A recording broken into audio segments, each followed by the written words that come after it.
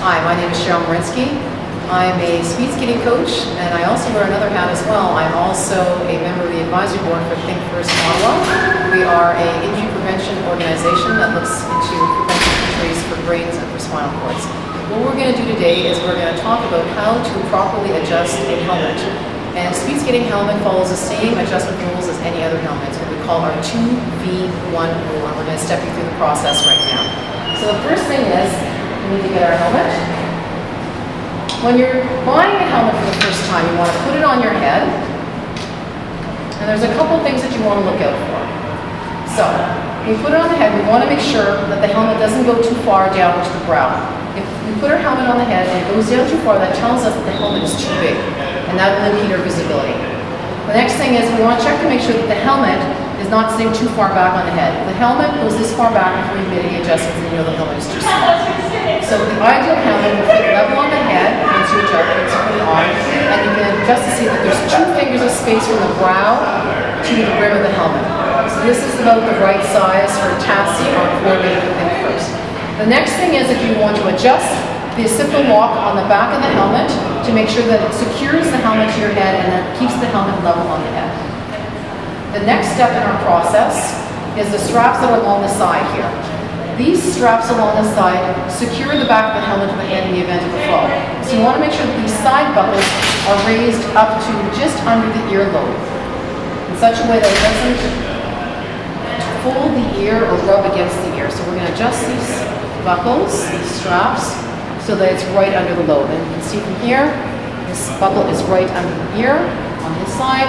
We'll adjust the other side as well. And this is our V from our 2V1 rule. So this looks good on this side. The next step, after we've done our V is the 1 finger rule under the chin strap. Now for skaters, that is your finger, not your parent's finger. So you have to adjust your chin strap so there's only the length of 1 finger, 1 finger width.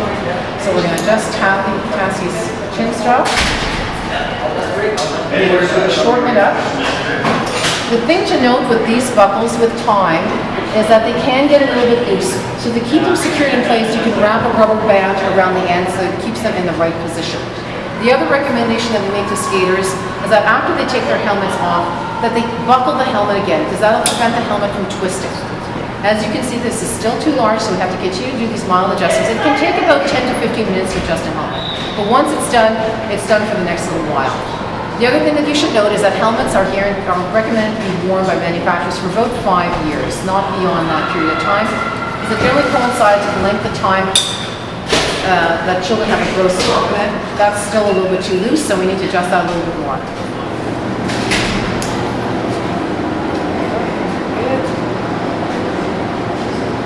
There. Almost there. We still need a little bit more shortening. The important thing to note is that the chin strap is what ultimately keeps the helmet on the head of the eventual fall. So we want to make sure this is well secured in the head. Alright, we're starting to get there. So, Tassie has now got 1 finger of space under her chin strap. So for speed skaters, the additional adjustment that we make is that we put our skaters in the basic position. So Tassie's going to bend her knees forward, as she would in basic position, and now you're going to open your mouth. And the adjuster, someone who's helping the person to check on the side to make sure that it's not cutting into the skin or the chin. And as you can see, Tassie's able to open her mouth and the helmet is not cutting into her chin or into the skin at all. Open your mouth again. There we go. So this is the right fit for this skater. And that's how simple it is. So safety officers, this is something you can do once a year at the beginning of the season to ensure all the skaters have the right fit, and encourage your skaters to look at one another and make sure that they have the 2V1 rule for fit. You can check in the heat box to make sure your skaters always have the correct fit. Thank you very much for listening.